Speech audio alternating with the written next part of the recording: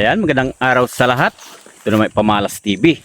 Ayan, di bali ngayon lang ulit tayo nakapag video guys, dahil sa busy natin sa mga nagdaang araw Kaya hindi ko kayo na-update. Sa ngayon ay andito tayo sa ating taniman na naman na pinya guys, dahil talagang dito tayo nakatutok at dito tayo talagang nagkumukuha ng pinagkakaabalahan. Ayan, sa ngayon ito nga yung huli nating inanihan guys, ito yun. Sa ngayon ay malalaki na yung ibang suhi, kaya ang ginagawa natin ay pinipili na natin yung pwede natin ng itanim. Yan. Ito guys yung kagandahan na magandang itanim. Yan, mga ganyang klase. Talagang mga first class yan. Medyo malalaki. Ayan. Kaya ito nga pinipili na natin yung itatanim natin na pinya para ito ay sabay-sabay na magsisilaki at para parehas din ang kanilang laki na suhi para pag magpabunga tayo talagang mas marami ang malalaking bunga, dahil sa ito nga talagang pili lang ang ginagawa natin na suhi na pangtanim at yung malalaki lang ang kinukuha natin. At yung mga gaya nito na tinitira natin, yan mga palabas na yan, yan naman ang pangalawang pagtatanim natin yan mga yan. Yan. Kaya ang ginagawa natin, ganito lang guys inuuna natin na kunin yung mga malalaki para sabay-sabay silang magsilaki rin na pantay-pantay. Para walang maiipit, walang maliliit. Kung may maliit man ay pambihira lang. Kaya ito nga hanggang doon mayroon tayong nagsuhi doon na kasama at medyo madamon na rin nga guys. Kaya ganito lang guys ang ating ginagawa kapag may malalaki ng suhi, kinukuha na natin to. Ito ngang maliliit na gaya nito, yan.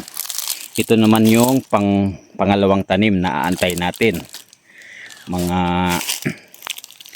4 na buwan, ito ay malalaki na naman to gaya ngayon ay nag-uulan-ulan na dito sa amin, kaya mabilis lang to magsilaki kaya pangalawang tanim naman ang ating gagawin. Kaya ganito lang guys ang ating ginagawa at ni-share ko nga sa inyo kung paano tayo nagtatanim ng pinya. Talagang yung lahat ng malalaki ay kinukuha na natin, hindi natin to isinasabay dito sa mga maliliit. Ang karamihan kasi niyan kapag isinabay natin dyan, kapag dumaan yan ng kapanahunan, yan ay bubunga. Yung malalaking yan, unang bubunga yan guys. At ang matitira yung maliliit na suhing itinanim natin kapag isinabay natin na itanim dito sa malalaki. Kaya ganito lang guys ang ating gawin. Kunin na natin yung malalaking suhi na pwede nang itanim para yung mga maliliit magsabay-sabay din sila kapag tayo ay magtatanim uli ayan. Kaya ito nga tumpok-tumpok lang ginagawa natin para mabilang na natin kung ilang piraso ang ating maitatanim na naman sa ngayon dahil itong inanahin natin nitong guys, ito ay nasa 26,000 to, kaya medyo marami-rami rin na suhi ang makukuha natin dito. Ayan.